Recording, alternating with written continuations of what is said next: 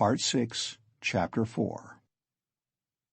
"You know, perhaps— yes, I told you myself," began Svidrigailov, "that I was in the debtor's prison here for an immense sum, and had not any expectation of being able to pay it. There's no need to go into particulars how Marfa Petrovna bought me out. Do you know to what a point of insanity a woman can sometimes love? She was an honest woman, and very sensible, although completely uneducated. Would you believe that this honest and jealous woman, after many scenes of hysterics and reproaches, condescended to enter into a kind of contract with me, which she kept throughout our married life?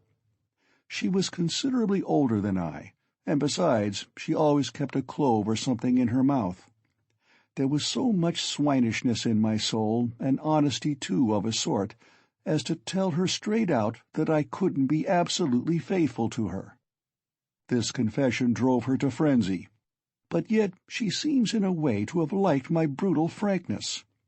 She thought it showed I was unwilling to deceive her if I warned her like this beforehand, and for a jealous woman, you know, that's the first consideration. After many tears, an unwritten contract was drawn up between us. First, that I would never leave Marfa Petrovna and would always be her husband. Secondly, that I would never absent myself without her permission. Thirdly, that I would never set up a permanent mistress. Fourthly, in return for this, Marfa Petrovna gave me a free hand with the maidservants, but only with her secret knowledge. Fifthly, God forbid my falling in love with a woman of our class. Sixthly, in case I, which God forbid, should be visited by a great serious passion, I was bound to reveal it to Marfa Petrovna. On this last score, however, Marfa Petrovna was fairly at ease. She was a sensible woman, and so she could not help looking upon me as a dissolute profligate, incapable of real love. But a sensible woman and a jealous woman are two very different things, and that's where the trouble came in. But to judge some people impartially, we must renounce certain preconceived opinions, and our habitual attitude to the ordinary people about us. I have reason to have faith in your judgment rather than anyone's. Perhaps you have already heard a great deal that was ridiculous and absurd about Marfa Petrovna. She certainly had some very ridiculous ways, but I tell you frankly that I feel really sorry for the innumerable woes of which I was the cause. Well, and that's enough, I think, by way of a decorous oraison funèbre for the most tender wife of a most tender husband. When we quarrelled, I usually held my tongue and did not irritate her, and that gentlemanly conduct rarely failed to attain its object. It influenced her. It pleased her indeed. These were times when she was positively proud of me. But your sister she couldn't put up with anyway. And however she came to risk taking such a beautiful creature into her house as a governess. My explanation is that Marfa Petrovna was an ardent and impressionable woman, and simply fell in love herself, literally fell in love with your sister. Well, little wonder. Look at Avdotya Romanovna. I saw the danger at the first glance, and what do you think? I resolved not to look at her even. But Avdotya Romanovna herself made the first step, would you believe it? Would you believe it, too, that Marfa Petrovna was positively angry with me at first for my persistent silence about your sister, for my careless reception of her continual adoring praises of Avdotya Romanovna? I don't know what it was she wanted. Well, of course, Marfa Petrovna told Avdotya Romanovna every detail about me. She had the unfortunate habit of telling literally everyone all our family secrets and continually complaining of me. How could she fail to confide in such a delightful new friend? I expect they talked of nothing else but me, and no doubt Avdotya Romanovna heard all those dark, mysterious rumors that were current about me. I don't mind betting that you too have heard something of the sort already. I have. Luzhin charged you with having caused the death of a child. Is that true? "Don't refer to those vulgar tales, I beg," said Svidrigaïlov with disgust and annoyance. "If you insist on wanting to know about all that idiocy, I will tell you one day. But now— I was told, too, about some footman of yours in the country whom you treated badly." "I beg you to drop the subject," Svidrigaïlov interrupted again with obvious impatience. "Was that the footman who came to you after death to fill your pipe? You told me about it yourself." Raskolnikov felt more and more irritated. Svidrigaïlov looked at him attentively, and Raskolnikov fancied he caught a flash of spiteful mockery in that look. But Svidrigaïlov restrained himself and answered very civilly, "Yes, it was. I see that you, too, are extremely interested, and shall feel it my duty to satisfy your curiosity at the first opportunity. Upon my soul, I see that I really might pass for a romantic figure with some people. Judge how graceful I must be to Marfa Petrovna for having repeated to Avdotya Romanovna such mysterious and interesting gossip about me. I dare not guess what impression it made on her, but in any case it worked in my interests. With all Avdotya Romanovna's natural aversion, and in spite of my invariably gloomy and repellent aspect, she did at least feel pity for me, pity for a lost soul. And if once a girl's heart is moved to pity, it's more generous than anything. She is bound to want to save him, to bring him to his senses, and lift him up and draw him to nobler aims, to restore him to new life and usefulness. Well, we all know how far such dreams can go. I saw at once that the bird was flying into the cage of herself. And I too made ready. I think you are frowning, Rodion Romanovitch. There's no need. As you know, it all ended in smoke. Hang it all, what a lot I am drinking. Do you know, I always, from the very beginning, regretted that it wasn't your sister's fate to be born in the 2nd or 3rd century A.D., as the daughter of a reigning prince, or some governor or proconsul in Asia Minor. She would undoubtedly have been one of those who would endure martyrdom and would have smiled when they branded her bosom with hot pincers.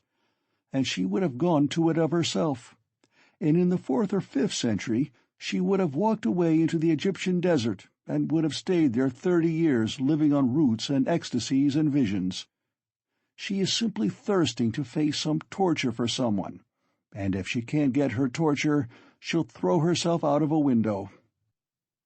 I've heard something of a Mr. Razumian. He's said to be a sensible fellow. His surname suggests it, indeed. He's probably a divinity student. Well, he'd better look after your sister. I believe I understand her, and I am proud of it. But at the beginning of an acquaintance, as you know, one is apt to be more heedless and stupid. One doesn't see clearly. Hang it all, why is she so handsome? It's not my fault. In fact, it began on my side with a most irresistible physical desire. Avdotya Romanovna is awfully chaste, incredibly and phenomenally so. Take note. I tell you this about your sister as a fact. She is almost morbidly chaste, in spite of her broad intelligence, and it will stand in her way. There happened to be a girl in the house then, Parasha, a black-eyed wench whom I had never seen before. She had just come from another village. Very pretty, but incredibly stupid. She burst into tears, wailed so that she could be heard all over the place and caused scandal. One day after dinner, Avdotya Romanovna followed me into an avenue in the garden, and with flashing eyes insisted on my leaving poor Parasha alone. It was almost our first conversation by ourselves. I, of course, was only too pleased to obey her wishes, tried to appear disconcerted, embarrassed, in fact, played my part not badly. Then came interviews, mysterious conversations, exhortations, entreaties, supplications, even tears. Would you believe it? Even tears. Think what the passion for propaganda will bring some girls to. I, of course, threw it all on my destiny, posed as hungering and thirsting for light, and finally resorted to the most powerful weapon in the subjection of the female heart, a weapon which never fails one. It's the well-known resource, flattery. Nothing in the world is harder than speaking the truth, and nothing easier than flattery. If there's the 100th part of a false note in speaking the truth, it leads to a discord, and that leads to trouble. But if all to the last note is false in flattery, it is just as agreeable, and is heard not without satisfaction. It may be a coarse satisfaction, but still a satisfaction. And however coarse the flattery, at least half will be sure to seem true. That's so for all stages of development and classes of society. A Vestal virgin might be seduced by flattery. I can never remember without laughter how I once seduced a lady who was devoted to her husband, her children, and her principles. What fun it was, and how little trouble! And the lady really had principles, of her own anyway. All my tactics lay in simply being utterly annihilated and prostrate before her purity. I flattered her shamelessly, and as soon as I succeeded in getting a pressure of the hand, even a glance from her, I would reproach myself for having snatched it by force, and would declare that she had resisted, so that I could never have gained anything but for my being so unprincipled. I maintained that she was so innocent that she could not foresee my treachery, and yielded to me unconsciously, unawares, and so on.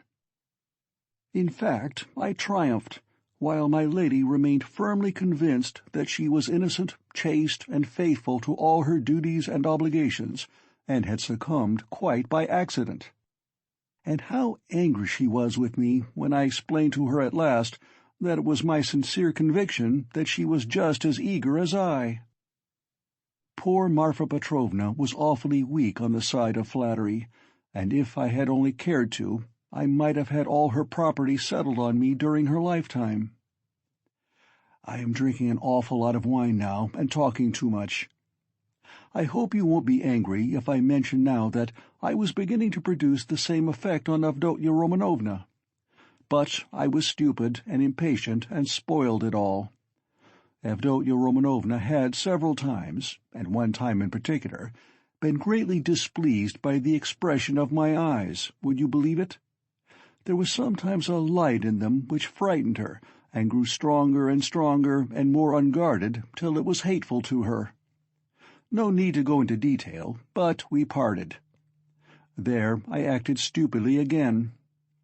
I fell to jeering in the coarsest way at all such propaganda and efforts to convert me.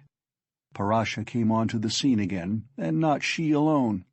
In fact, there was a tremendous to-do. Oh, Rodion Romanovitch, if you could only see how your sister's eyes can flash sometimes. Never mind my being drunk at this moment, and having had a whole glass of wine. I am speaking the truth. I assure you that this glance has haunted my dreams. The very rustle of her dress was more than I could stand at last. I really began to think that I might become epileptic. I could never have believed that I could be moved to such a frenzy. It was essential, indeed, to be reconciled, but by then it was impossible. And imagine what I did then. To what a pitch of stupidity a man can be brought by frenzy. Never undertake anything in a frenzy, Rodion Romanovitch. I reflected that Avdotya Romanovna was after all a beggar. Excuse me, that's not the word. But does it matter if it expresses the meaning? That she lived by her work. That she had her mother and you to keep. Hang it, you are frowning again. And I resolved to offer her all my money, 30,000 rubles I could have realized then, if she would run away with me here to Petersburg. Of course, I should have vowed eternal love, rapture, and so on. Do you know, I was so wild about her at that time that if she had told me to poison Marfa Petrovna, or to cut her throat and to marry herself, it would have been done at once. But it ended in the catastrophe of which you know already. You can fancy how frantic I was when I heard that Marfa Petrovna had got hold of that scoundrelly attorney Luzhin and had almost made a match between them, which would really have been just the same thing as I was proposing. Wouldn't it? Wouldn't it? I notice that you've begun to be very attentive, you interesting young man." Svidrigaïlov struck the table with his fist impatiently. He was flushed. Raskolnikov saw clearly that the glass or glass and a half of champagne that he had sipped almost unconsciously was affecting him, and he resolved to take advantage of the opportunity. He felt very suspicious of Svidrigaïlov. "Well, after what you have said, I am fully convinced that you have come to Petersburg with designs on my sister," he said directly to Svidrigaïlov, in order to irritate him further. "Oh, nonsense," said Svidrigaïlov, seeming to rouse himself. "Why, I told you. Besides, your sister can't endure me." "Yes, I am certain that she can't, but that's not the point." "Are you so sure that she can't?" Svidrigaïlov screwed up his eyes and smiled mockingly. "You are right. She doesn't love me. But you can never be sure of what has passed between husband and wife or lover and mistress. There's always a little corner which remains a secret to the world and is only known to those two. Will you answer for it that Avdotya Romanovna regarded me with aversion? From some words you've dropped, I noticed that you still have designs, and of course evil ones, on Donia, and mean to carry them out promptly." "What? Have I dropped words like that?" Svidrigaïlov asked in naive dismay, taking not the slightest notice of the epithet bestowed on his designs. "Why, you are dropping them even now. Why are you so frightened? What are you so afraid of now?" "Me? Afraid? Afraid of you? You have rather to be afraid of me, cher ami. But what nonsense! I've drunk too much, though, I see that. I was almost saying too much again. Damn the wine. Hi there, water!" He snatched up the champagne bottle and flung it without ceremony out of the window. Philippe brought the water. "That's all nonsense," said Svidrigaïlov, wetting a towel and putting it to his head. "But I can answer you in one word and annihilate all your suspicions. Do you know that I'm going to get married?" "You told me so before." "Did I? I've forgotten." "But I couldn't have told you so for certain, for I had not even seen my betrothed. I only met to. But now I really have a betrothed, and it's a settled thing, and if it weren't that I have business that can't be put off, I would have taken you to see them at once, for I should like to ask your advice. Ah, hang it, only 10 minutes left. See, look at the watch. But I must tell you, for it's an interesting story, my marriage, in its own way. Where are you off to? Going again?" "No, I am not going away now." "Not at all? We shall see. I'll take you there, I'll show you my betrothed, only not now. For you'll soon have to be off. You have to go to the right, and I to the left. Do you know that Madame Reslich, the woman I am lodging with now, eh? I know what you're thinking, that she's the woman whose girl they say drowned herself in the winter. Come, are you listening? She arranged it all for me. You're bored, she said. You want something to fill up your time. For, you know, I am a gloomy, depressed person. Do you think I'm light-hearted? No, I'm gloomy. I do no harm, but sit in a corner without speaking a word for 3 days at a time. And that Reslich is a sly hussy, I tell you. I know what she's got in her mind. She thinks I shall get sick of it, abandon my wife and depart, and she'll get hold of her and make a profit out of her, in our class, of course, or higher. She told me the father was a broken-down retired official, who has been sitting in a chair for the last 3 years with his legs paralyzed. The mamma, she said, was a sensible woman. There is a son serving in the provinces, but he doesn't help. There is a daughter, who is married, but she doesn't visit them. And they've 2 little nephews on their hands, as though their own children were not enough, and they've taken from school their youngest daughter, a girl, who'll be 16 in another month, so that then she can be married.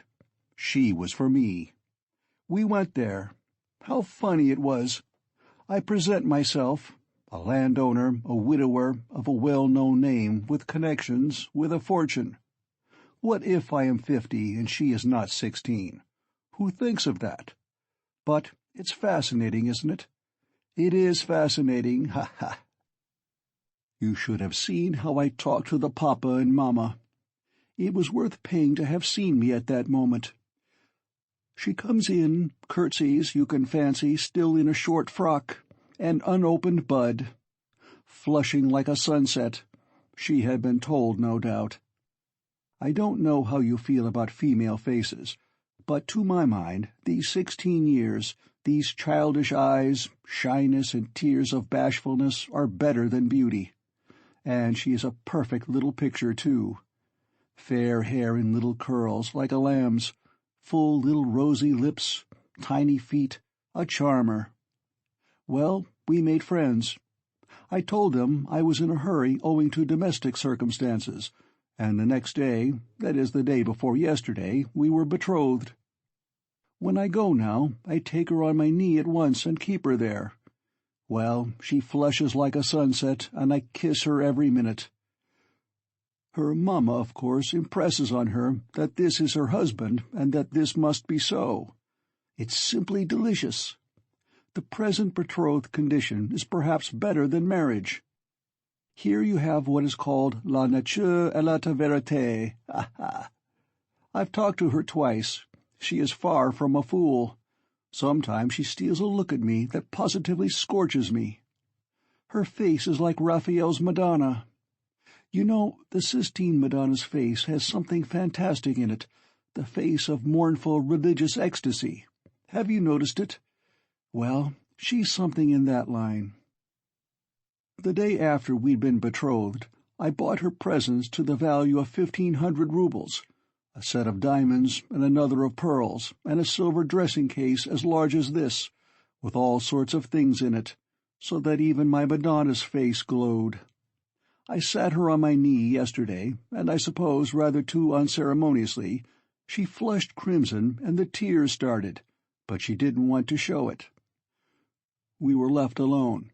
She suddenly flung herself on my neck, for the first time of her own accord, put her little arms around me, kissed me, and vowed that she would be an obedient, faithful, and good wife, would make me happy, would devote all her life, every minute of her life, would sacrifice everything, and that all she asks in return is my respect, and that she wants nothing more from me, no presents.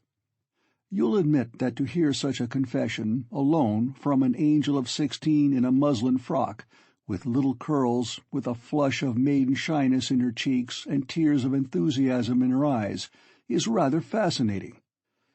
Isn't it fascinating? It's worth paying for, isn't it? Well, listen, we'll go to see my betrothed, only not just now. The fact is, this monstrous difference in age and development excites your sensuality. Will you really make such a marriage? Why, of course. Everyone thinks of himself, and he lives most gaily who knows best how to deceive himself. Ha ha! But why are you so keen about virtue? Have mercy on me, my good friend. I am a sinful man. Ha ha ha! But you have provided for the children of Katerina Ivanovna, though you had your own reasons.